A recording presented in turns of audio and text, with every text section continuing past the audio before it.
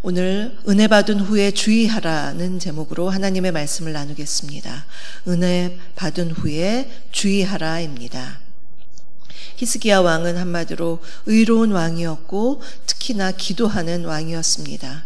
국가적 위기의 순간에 그가 하나님께 기도함으로써 주님의 도우심으로 아수르의 위험에서 벗어날 수가 있었습니다. 또한 자신이 병이 들었을 때, 그것도 죽을 병이 들었을 때 하나님께 정말 간절하게 기도함으로 그의 생명이 15년이나 연장되었습니다. 이 모든 것이 하나님의 은혜였고 그의 인생에 정말 대단한 간증거리가 되었습니다. 그런데 오늘 본문은요, 그렇게 큰 은혜를 받았던 히스기야 왕이 그 이후에 어떻게 경솔하게 행동해서 하나님의 징계를 받는지를 보여주는 참으로 안타까운 본문입니다. 보통 우리가 그런 말을 하죠. 은혜 받은 후에 은혜를 까먹지 않도록 조심하라, 그런 말을 합니다. 부흥회가 있다든지 또 수련회 같은 큰 집회 이후에 은혜를 많이 받고서 시험에 들지 않도록, 은혜를 까먹지 않도록 주의하라는 말을 합니다. 은혜를 많이 받은 다음에는요, 너무 은혜 받은 것이 업이 되어서 우리가 자칫 교만해질 수도 있고요, 또 은혜 받은 우리를 향해 사단이 공격할 수도 있기 때문입니다. 고린도전서 10장 12절에 참 우리가 마음에 늘 새겨야 할 말씀이 있습니다. 그런즉 선줄로 생각하는 자는 넘어질까 조심하라. 우리의 마음에 참 기억해야 될 말씀입니다. 신앙은 우리가 주님 앞에 갈 때까지 늘 계속해서 조심조심 겸손하게 계속 가야 하는 여정입니다. 신앙에는 어떠한 완성도 없고 또한 신앙의 고수도 없습니다. 매 순간 내가 하나님 앞에서 산다는 것 늘 인식하면서 한시라도 나는 성령님의 도우심이 없으면 안 됩니다. 그러한 마음으로 우리가 살아가야 합니다. 그런데 이것을 잊어버리고 내가 만일 어떤 특별한 은사를 갖고 있다고 해서 자만하거나 또 성령님을 의지하지 않고 내 마음대로 내 생각대로 산다면 한순간에 넘어질 수 있는 우리는 연약한 그러한 인간입니다. 그래서 오늘 히스기야를 통해서 큰 은혜를 받은 후에 이렇게 넘어졌던 히스기야를 통해서 우리에게 주시는 메시지 3가지를 살펴보겠습니다. 첫째로, 우리는 하나님의 손을 잡아야 합니다. 우리는 하나님의 손을 잡아야 합니다. 12절을 보시면 바벨론 왕 브로닥 발라단이 히스기야가 병이 들었다 하는 소식을 듣고 위문 사절단을 보냅니다. 편지와 또 예물을 함께 히스기야에게 보냈습니다. 바벨론이 이렇게 남유다에 호의적으로 행동한 것은 당시 바벨론은 신생국가였습니다. 당시에는 막 성장하는 때였고 아수르의 속국으로 있었기 때문에 누군가 동맹할 나라가 필요했습니다. 그래서 남유다를 보니까 남유다가 이 당시에 반아수르 정책을 펼치고 있었거든요. 그래서 히스기야와 손을 잡고 이렇게 아수르에 대항을 해야겠다, 그런 마음을 가지고 히스기야에게 이렇게 사절단을 보낸 것입니다. 순수한 의도는 아니었습니다. 그런데 이 사절단의 방문을 받은 히스기야 마음이 너무 좋았습니다.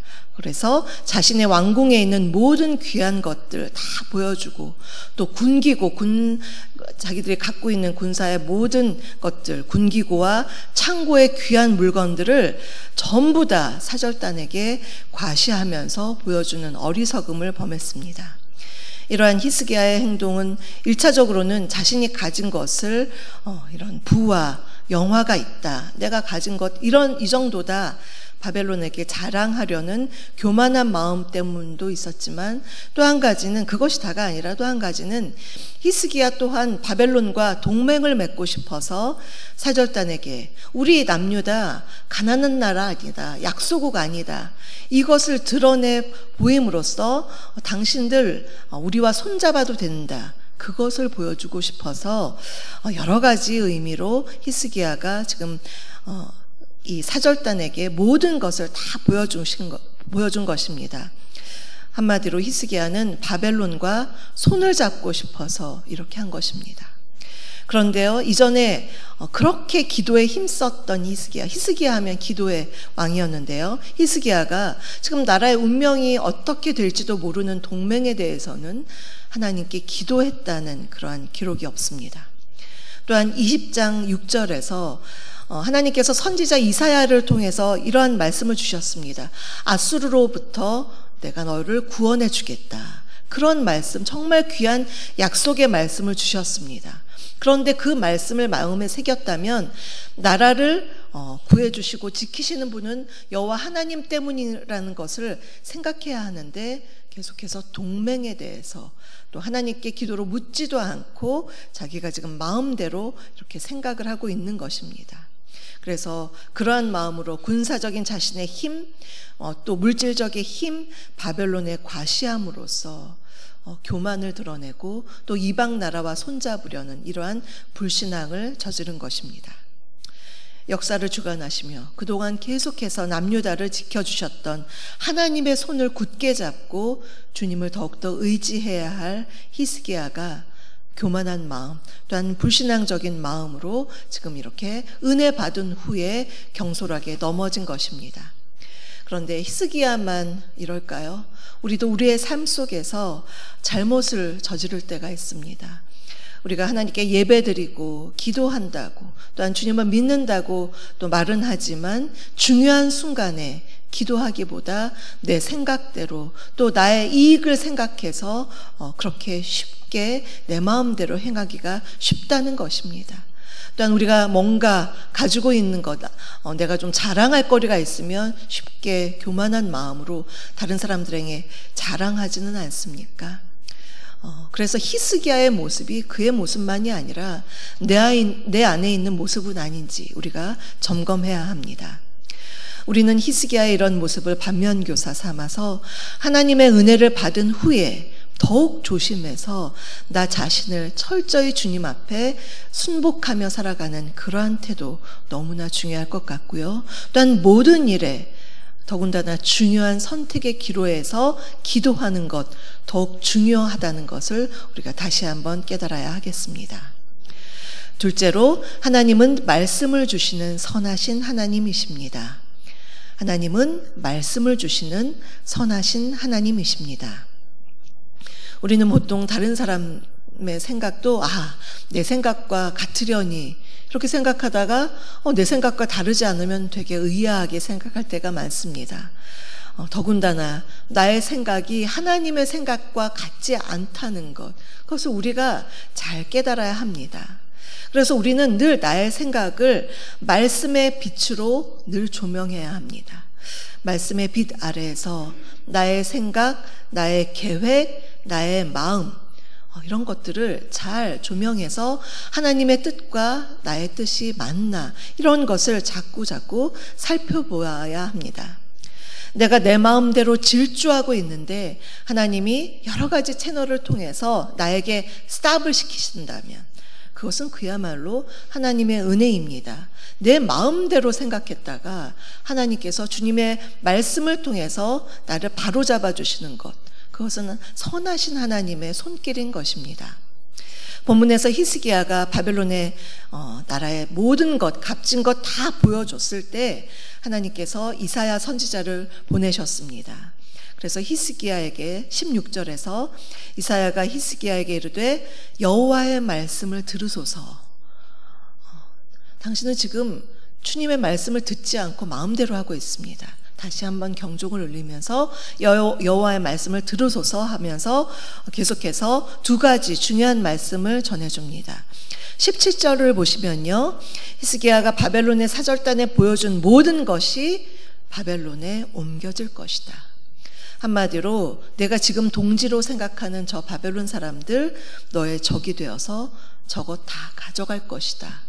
그렇게 일깨워줬고요. 두 번째로 18절에서 히스기야 아들 중에서 끌려가는 사람들이 있을 것이다. 저 바벨론에 사로잡혀 가서 왕궁의 환관이 되는 그런 치욕을 겪을 것이다. 그렇게 말씀하고 있습니다.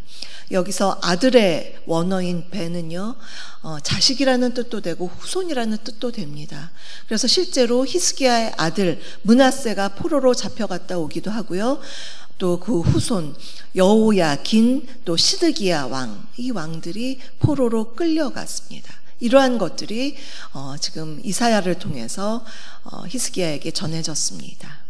히스기야는 이사야 선지자를 통해서 주신 하나님의 말씀을, 이 그냥 말씀도 아니죠, 책망과 심판에 대한 말씀을 듣고 19절, 오늘 요절은 19절에서 이렇게 말씀했습니다. 하반절을 보시면 당신이 전한 바 여호와의 말씀이 선하니이다. 주님, 참 좋은 말씀이 아니지만 그 책망의 말씀, 심판의 말씀도 제가 달게 받겠습니다. 그렇게 순복합니다. 비록 미래의 멸망을 선포하는 말씀이었다 할지라도 늘 좋으신 하나님의, 그 선하신 하나님의 말씀, 그 말씀을 자기가 받아들이고 자신의 행위를 회개하였습니다. 여기에서는 회개했다는 그런 구절은 없지만 본문과 동일한 내용이 있는 역대하 32장 25절 26절을 보시면 히스기야가 자기의 교만을 회개한 내용이 설명되고 있습니다. 제가 잠깐 읽겠습니다. 히스기야가 마음이 교만하여 그 받은 은혜를 보답하지 아니하므로 진노가 저와 유다와 예루살렘에 임하게 되었더니, 히스기야가 마음의 교만을 뉘우치고 예루살렘 주민들도 그와 같이 하였으므로 여호와의 진노가 히스기야의 생전에는 그들에게 내리지 아니하니라. 그가 뒤늦게 교만을 깨닫고 회개한 그러한 고백이 나와 있습니다. 잘못된 길을 갈 때에 여러 가지 채널을 통해서 하나님이 우리에게 길을 잘 가도록 다시금 하나님의 말씀을 주시는 것, 너무나 큰 하나님의 은혜입니다. 세 번째로, 자녀에게 하나님의 은혜를 알게 하고 가르쳐야 합니다. 자녀에게 하나님의 은혜를 알게 하고 가르쳐야 합니다. 히스기야 왕 통치 29년 통치 가운데 후반기 15년의 시기, 이 시기는 생명 연장이 된 시기죠. 그 시기는 굉장히 사회적으로 또 경제적으로 태평성대를 누린 시기였습니다. 죄송합니다. 히스기야는 반아수르 침공에 대해서 여러 가지 방법을 강구했는데 그중 하나가 예루살렘의 지하 수로를 만든 것입니다.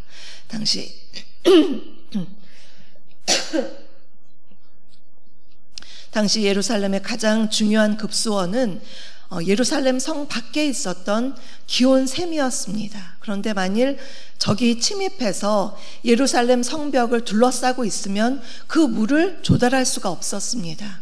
그래서 히스기야는 그 성 밑에 안반층을 뚫어서 지하 수로를 건설하고 기온샘을 끌어오는, 그래서 성 안에 있는 실로암 샘에 저장하는 그러한 일을 했습니다. 참으로 대단한 일을 한 것입니다. 그가 생명 연장이 된 이후에 이렇게 훌륭한 일을 했지만 참으로 안타까운 것은 그의 아들 므낫세, 이 생명 연장 후에 낳은 므낫세를 제대로 신앙 교육을 시키지 못했습니다. 므낫세는 남유다의 가장 악한 왕이 되어서 하나님의 진노를 사는, 이 므낫세 때문에 이 남유다가 더욱더 하나님의 멸망을 받을 수밖에 없는, 심판을 받을 수밖에 없는 그런 나라가 되었다는 것, 제대로 가르치 못했다는 것, 그건 참으로 안타까운 일입니다. 사랑하는 성도 여러분, 우리는 히스기야 왕의 여러 가지 경솔한 그러한 모습을 통해서 은혜를 받은 후에 우리가 어떻게 해야 할지를 함께 알아보았습니다. 첫째로는 우리는 하나님의 손을 잡아야 한다고 했고요. 둘째로는 하나님은 말씀을 주시기 때문에 우리가 말씀을 들어야 한다고 했습니다. 셋째로 자녀에게 하나님의 은혜를 잘 가르치고 말씀을 잘 가르쳐야 한다고 그렇게 했습니다. 오늘도 주님 안에서 늘 겸손하시고 언제나 주님의 손을 꼭 잡고 주님과 함께 믿음의 길을 승리하시는 저와 여러분 되시기를 주님의 이름으로 축복합니다. 오늘의 말씀 생각하시면서 찬송가 420장 부르시겠습니다.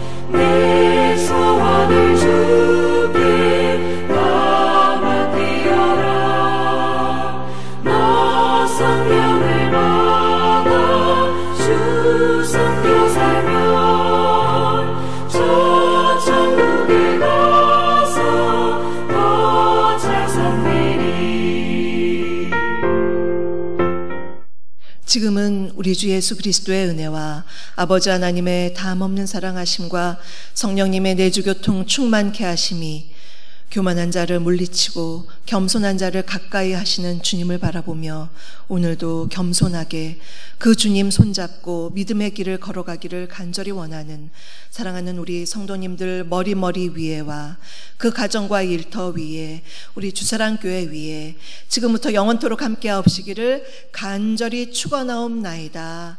아멘.